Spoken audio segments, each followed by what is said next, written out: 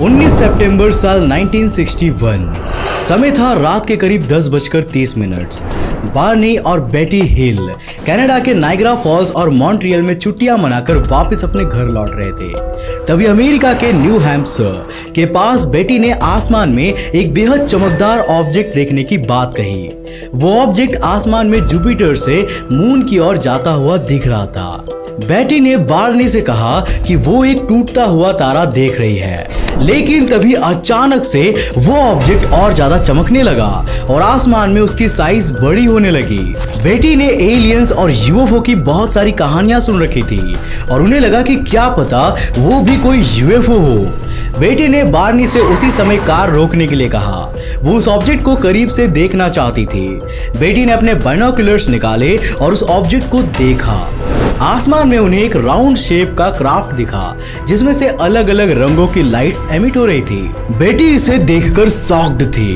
उन्होंने जल्दी से बाइनोक्यूलर्स बार्नी को दिया और बार्नी ने भी उस ऑब्जेक्ट को ऑब्जर्व किया, बट उनकी इस बारे में अलग ही सोच थी। बार्नी ने कहा कि वो एक प्लेन है।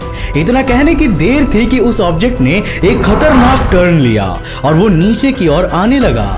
बार्नी इसे देखकर हैरान रह गए और उन्होंने कहा कि ये प्लेन तो नहीं हो सकता। बार्नी और बेटी अपनी कार में बैठे और उन्होंने तेजी से उस ऑब्जेक्ट की ओर जाना शुरू कर दिया। उन दोनों की मन की क्यूरियोसिटी अपनी सारी बाउंड्रीज पार कर चुकी थी और अब वो ये जानना चाहते थे कि आखिर वो ऑब्जेक्ट क्या है। रात के आसमान में वो ऑब्जेक्ट कभी ऊपर तो कभी नीचे की ओर जा रहा था और बार्नी और बेटी बिल्कुल शांति से उसको ऑब्जर्व करते हुए आगे बढ़ रहे थे।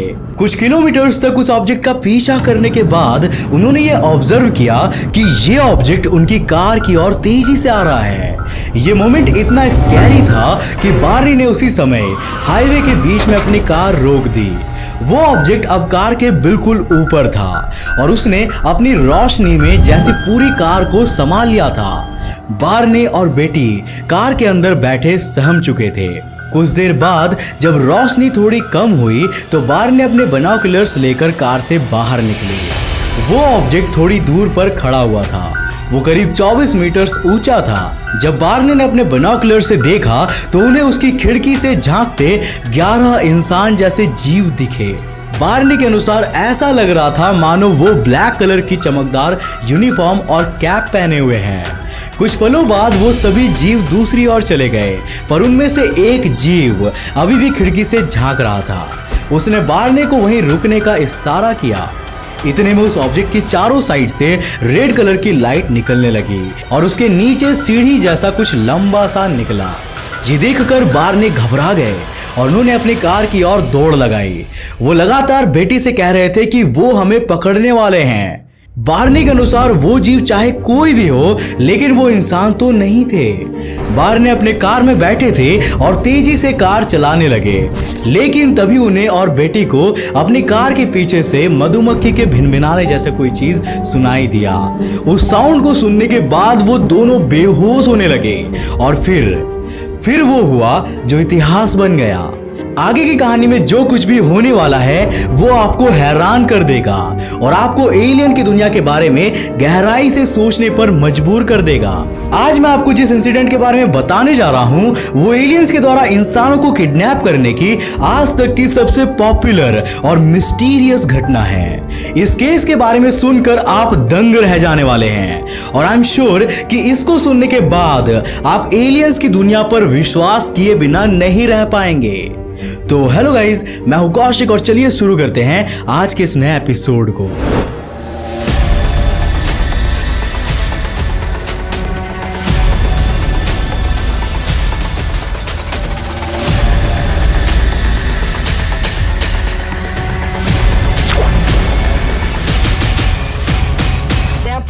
I realized that they undoubtedly planned to take us on board. The Hill Abduction Part 1।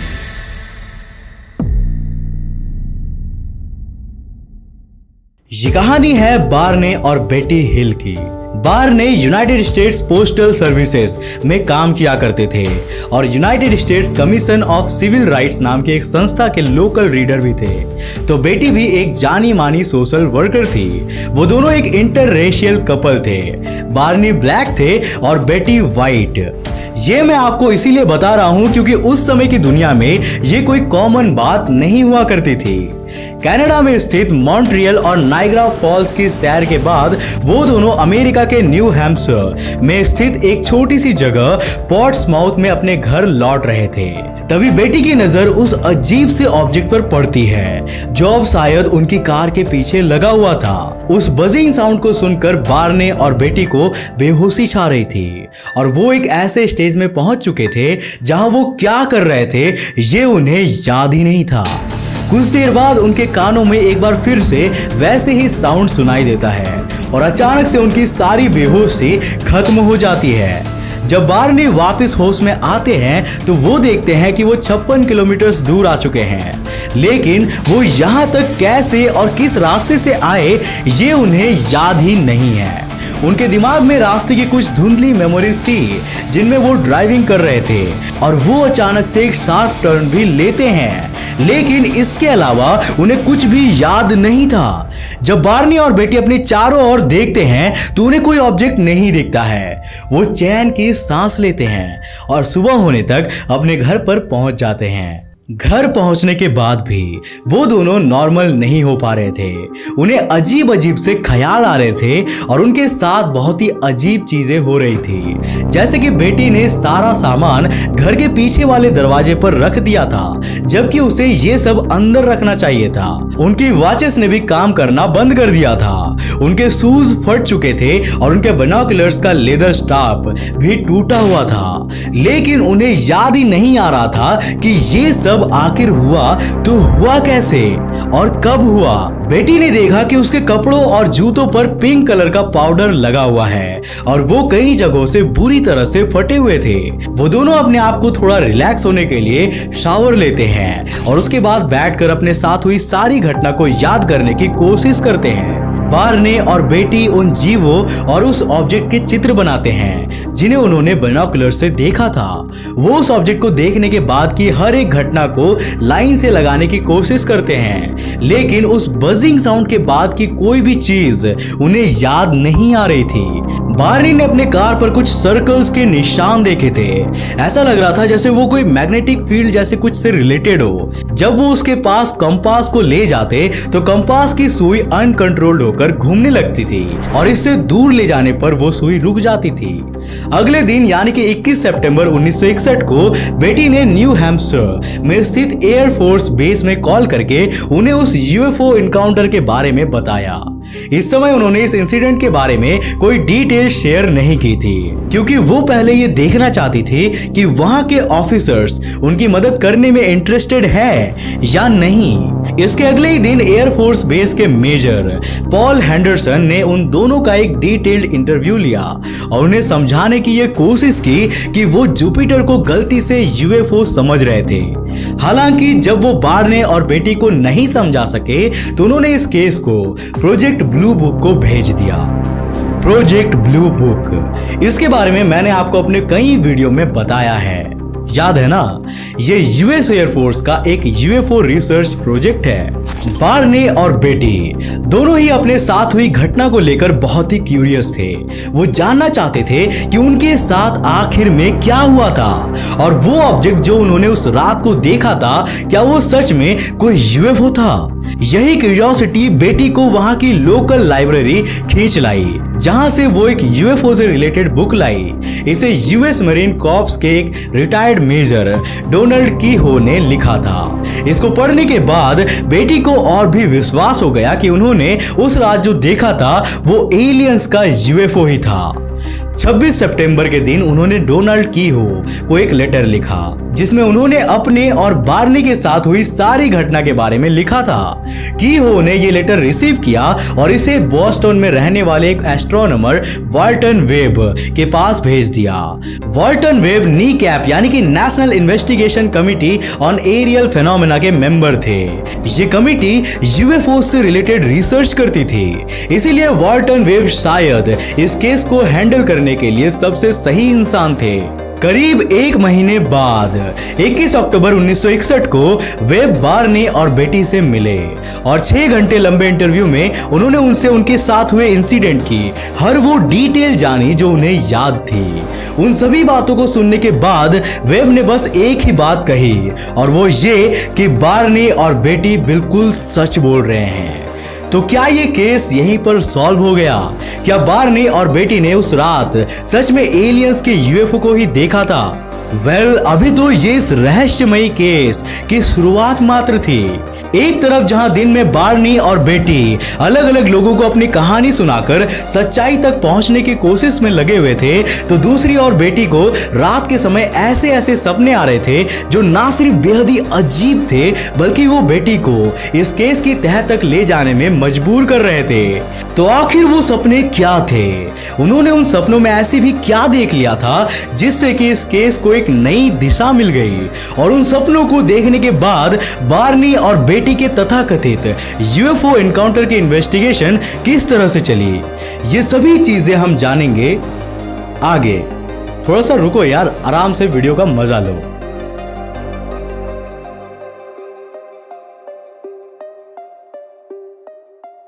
अभी उस यूएफओ एनकाउंटर को करीब 10 दिन हुए थे और बेटी का दिमाग अभी भी उस दिन से जुड़े कई सवालों में उलझा हुआ था। इसी दौरान उन्हें लगातार 5 रातों तक बेहद ही अजीब सपने आते थे। बेटी का कहना था कि वो सपने इतने इंटेंस थे कि वो उन्हें एक एक सीन से याद थे और दिन भर उन्हें उन सपनों की याद आती रहती थी। उन्होंने इसके बारे में बार्नी को बताया, लेकिन बार्नी ने उनके बातों को सीरियसली नहीं लिया। इस कारण बेटी ने अपने सपनों के बारे में दूसरों को भी खुल के नहीं बताया। लेकिन जब बेटी के दिमाग में वो सपने घर कर गए और उन्हें हर समय वो याद आने लगे तो उन्होंने उन्हें कहीं पर नोट करने की सोची। बेटी ने सपने में देखा कि वो लोग हाईवे से निकल रहे हैं, तभी उनकी कार को रोक लिया जाता है। कुछ अजीब से इंसान उनकी कार को घेरे हुए थे। इस समय वो बेहोश होने लगती है, लेकिन कुछ समय बाद उन्हें होश आता है। वो देखती है कि 2 अजीब से जीवों ने उन्हें पकड़ा हुआ है। बार्नी भी उनके पीछे है, लेकिन ऐसा लग रहा है कि वो नींद में चल रहे हैं। रात के समय जंगल से होते हुए वो अजीब से जीव उन्हें एक डिस्क शेप के मेटल से बने क्राफ्ट में ले जाते हैं। बेटी ने बताया कि वो जीव इंसानों की तरह ही थे। उनकी हाइट 5 से 5 फीट 4 इंच के बीच रही होगी। उन्होंने ब्लू कलर की यूनिफॉर्म पहनी हुई थी और मिलिट्री की तरह कैप लगाई हुई थी। उनके ब्लैक कलर के बाल थे और ब्लैक कलर की ही चमकदार आंखें भी थी। उनके ब्लू कलर के लिप्स थे और उनकी स्किन ग्रे कलर की थी। उस डिस्क शेप के ऑब्जेक्ट के अंदर जाने के बाद वो उस जीव से कहती है कि वो बार्नी के साथ रहना चाहती है। तब वो जीव उनके साथ इंग्लिश में कम्युनिकेट करते हुए कहता है कि वो उन लोगों का लीडर है और वो लोग बार्नी और बेटी को एग्जामिन करना चाहते हैं। अगर दोनों को एक साथ रखा जाएगा तो एग्जामिन करने में देर लगेगी। इंटरेस्टिंगली बेटी ने देखा कि जब वो उनसे बात कर रहा था तो उसका मुंह हिल ही नहीं रहा था, मानो वो उनसे टेलीपैथी के थ्रू बात कर रहा हो। बेटी एंड बार्नी को अलग अलग कमरों में ले जाया जाता है और उनका एग्जामिनेशन शुरू होता है। बेटी के पास और जीव आते हैं जिसे उन्होंने एग्जामिनर नाम दिया। बेटी का कहना था कि उन सभी जीवों का बिहेवियर बहुत ही पोलाइट था और वो उनके साथ कोई भी जबरदस्ती करने की कोशिश नहीं कर रहे थे। उन जीवों की इंग्लिश इतनी परफेक्ट नहीं थी। खैर, बेटी को एक चेयर पर बिठा दिया गया और उन पर एक तेज रोशनी डाली गई। एग्जामिनर ने उनसे कहा कि वो इंसानों और उनके बीच के फर्क को समझना चाहते हैं और इसीलिए वो बेटी को एग्जामिन कर रहे हैं। उसने एक एक करके बेटी के सारे बॉडी पार्ट्स एग्जामिन किए। उसने उनके कुछ बालों को काट कर अपने पास रख लिया। उसने उनके फिंगर्स के कुछ नेल्स भी काट लिए और चाकू की मदद से उनकी स्किन के कुछ सैंपल्स भी ले लिए। इसके बाद उसने एक इंजेक्शन की मदद से बेटी के नाभि में से ब्लड का सैंपल लिया। बेटी को इससे इतना दर्द हुआ कि वो उसे सहन नहीं पा रही थी, लेकिन फिर एग्जामिनर ने उनकी आंखों के सामने हाथ घुमाया और उनका सारा दर्द गायब हो गया।